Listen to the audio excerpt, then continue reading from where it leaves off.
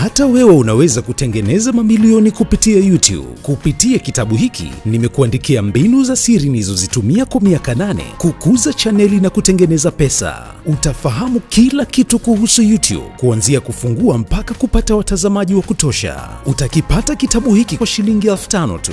Tuma neno kitabu kupitia namba 0765535982 kisha utapata utaratibu wa kupata kitabu chako.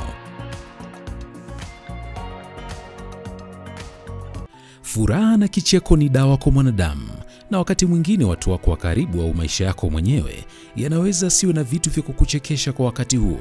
Na hapo ndipo umuhimu wa watu waliojaliwa na Mungu uwezo wa kuwachekesha binadamu wengine unapokuja. Wengi wetu kwa miaka mingi tumekuwa tukichekeshwa na filamu za Mr. Bean. Mwigizaji huyu anazeeka mbele ya macho yetu, kwani amekuwa kwenye luninga kwa zaidi ya miaka 30, jambo linalofanya wengi tutamani sana kumjua kiundani. Na bila kupoteza muda wako wa thamani, naomba nikueleze kuwa video hii itakufanya umfahamu kiundani Mr. Bean. Lakini pia usiache kujiunga na chaneli hii kwa kubonyeza neno subscribe kisha alama ya kengele pembeni yake. Mimi naitwa Justin Shedi. Sasa twende kazi. Wengi wetu tunamfahamu mwigizaji huyu kwa jina la Mr. Bean, na inawezekana kabisa baadhi yetu tulidhani kuwa yawezekana hili ni jina lake kabisa, kama ambavyo mimi naweza kuitwa Mr. Shed. Lakini si hivyo. Mwigizaji huyu anaitwa Rowan Atkinson, Mwingereza aliyezaliwa tarehe 6 Januari mwaka 1955 huko eneo la Consett, Uingereza. Nyota huyu ni mtoto wa mwisho katika familia ya watoto 4, huku kaka yake wa kwanza kabisa aliyeitwa Paul akifariki Mr. Bean akiwa bado kichanga. Familia yao haikuwa ya kitajiri, ni familia daraja la kati, huku baba yake akijishughulisha na kilimo zaidi. Tofauti na wengi tunavyowafikiria wachekeshaji kama ni watu wenye vipaji vikubwa lakini wasio na elimu, Mr. Bean kwake iko tofauti, kwani nyota huyu ni msomi.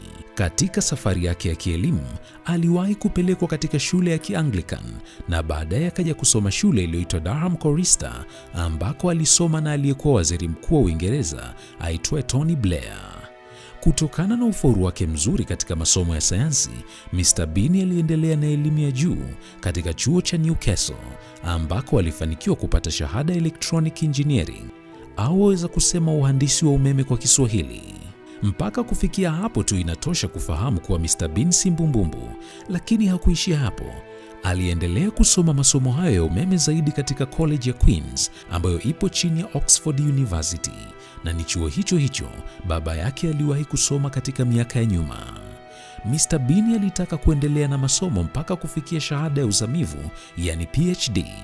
Lakini katika safari yake akageuzia mapenzi yake kwenye masuala ya kuigiza akiwa hapo hapo chuoni.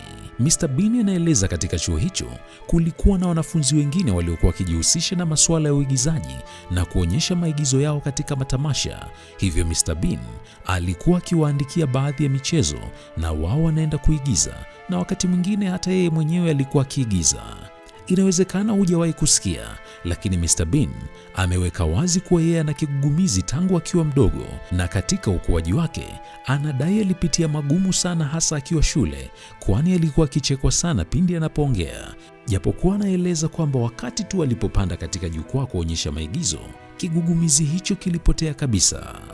Uigizaji wake kama mtu asiyeweza kuongea vizuri uliwaaminisha mamilioni ya watu kuwa Mr. Bean hana uwezo wa kuongea, na wakati fulani taarifa za uongo zilizidi kusambaa kwamba mwigizaji huyu ana tatizo la kushindwa kuongea, jambo ambalo si kweli, kwani mwigizaji huyu anaongea vizuri kabisa na amewahi kudai kuwa kigugumizi chake huja na kupotea, hivyo ni vigumu kwa mtu mwingine kutambua kwa haraka.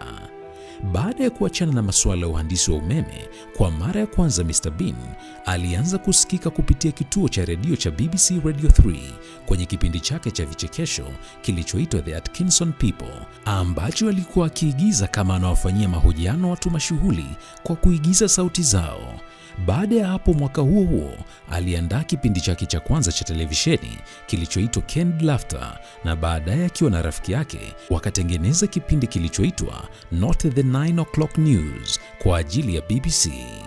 Show hii ya televisheni ilipata umaarufu sana na ilifanikiwa kiasi cha kumtambulisha kimataifa, na hapo ndipo alipoanza kupata kazi za filamu mbalimbali.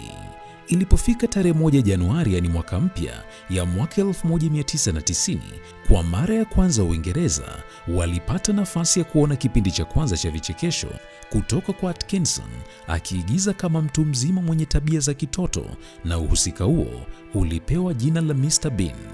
Kipindi hicho kilidumu kwenye televisheni kwa miaka 5. Ilipofika mwaka 1977, kwa mara ya kwanza ilitoka filamu iliyopewa jina la Mr. Bean.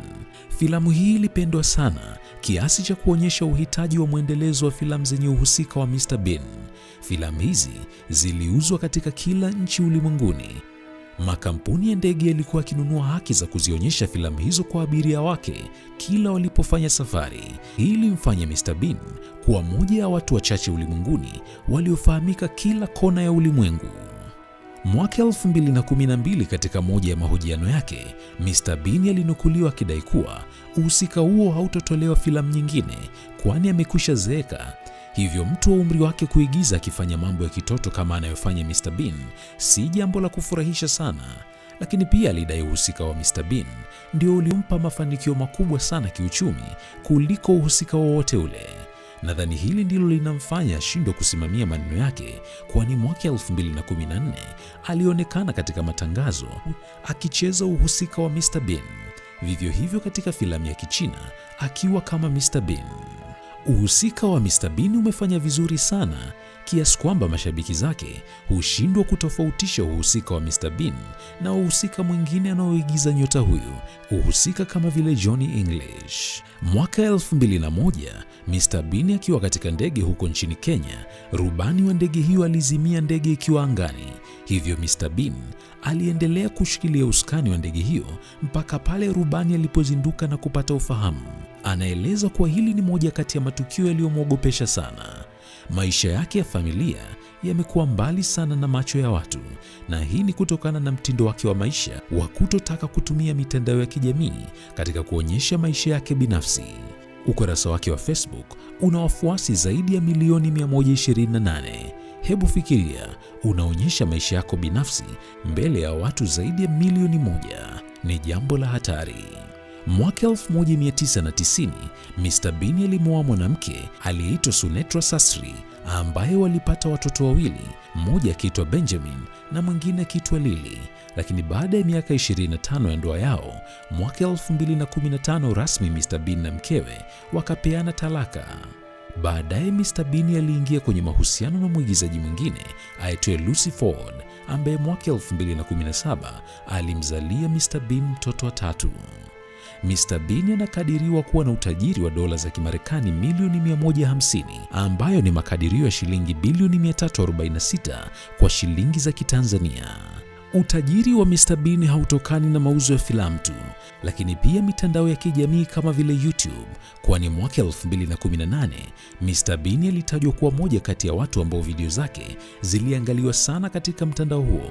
Lakini pia kupitia wafuasi wake milioni 140 katika mtandao wa Facebook, lazima kuna kiasi kikubwa cha pesa kinaingia. Licha ya kuvunja mbavu za watu akiendesha gari dogo katika baadhi ya filamu zake, Mr. Bean ni dereva mzuri sana. Anamiliki leseni ya kuendesha magari makubwa ya mizigo, lakini pia leseni ya kuendesha magari ya mashindano, japokuwa amekuwa akipata nayo ajali mara kwa mara. Na moja ya ajali mbaya zaidi ilitokea mwaka 2011 akiwa na gari yake aina ya Austin Metro, ambapo aligonga mti na gari hiyo ikashika moto na kuanza kuungua. Inaelezwa baada ya muda alilipwa bima kiasi cha euro 910,000 ambayo ni makadirio ya shilingi za Kitanzania milioni 26.5, moja ya bima kubwa zaidi kuwahi kulipwa wakati huo.